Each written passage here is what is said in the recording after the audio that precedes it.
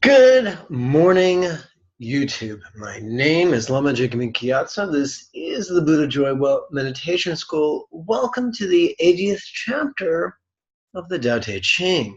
Let's begin by going into a screen share mode and now open up the Tao Te Ching. Let's begin by chanting. We'll be using the bookend chant. Tao Te Ching chapter 80. If a country is governed wisely, its inhabitants are content. They enjoy the labor of their hands and do not waste time inventing labor-saving machines. Since they dearly love their homes, they are not interested in travel. There may be a few wagons and boats, but these do not go anywhere. There may be an arsenal of weapons, but nobody ever uses them. People enjoy the food, take pleasure in being with their families, spend weekends working in their gardens and lighten the doings of the neighborhood.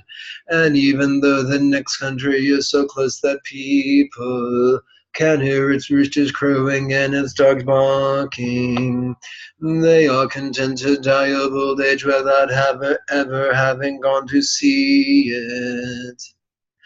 Okay, this is a juicy chapter. Let's begin at the top. If a country is governed wisely, its inhabitants are content. Now, this really does bear some exploration. It's been said that humans have three brains. We have a brain stem, we have a midbrain, and we have a forebrain.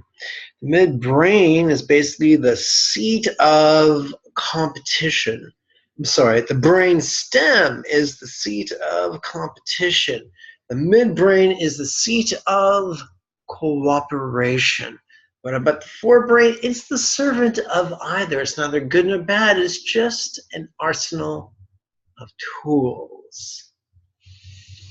We can use our genius, our creativity, our intelligence to become better at being competitive. We can use it at becoming better at cooperating.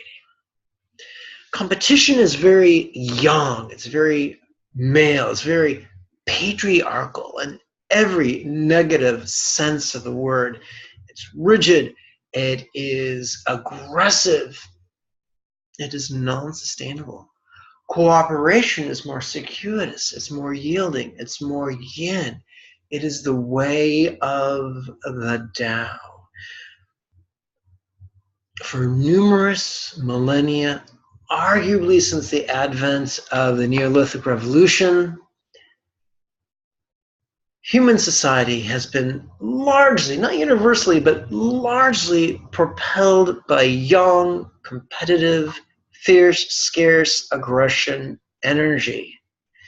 And it's brought us right now to the precipice of humanity's extinction. We stand on the precipice of a second Permian extinction because of our industrial foolishness propelled by a system governed by greed, cruelty, and competitiveness. Not only are we tearing the ecosystem apart, but we are tearing humans apart with institutionalized sexism and structural violence and institutionalized racism. It's coming to a head. The unsustainability can no longer be swept under the carpet, apparent to only an extreme minority. It's becoming more and more apparent that we cannot continue going in the direction that we have been going. The answer is to shift from competition to cooperation, from yang to yin, from linear aggression to circuitous yielding. This is the path endorsed by the Tao Te Ching. Is not one of mindlessness. It's one of genius, the genius that is accessed through our cultivation of centered spontaneity. That's why it's best for us to recite the Tao Te Ching, meditate upon it every morning and every evening.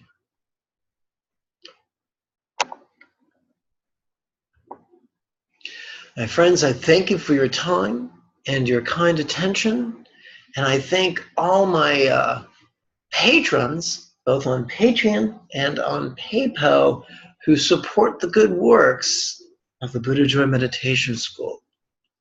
Bye-bye now.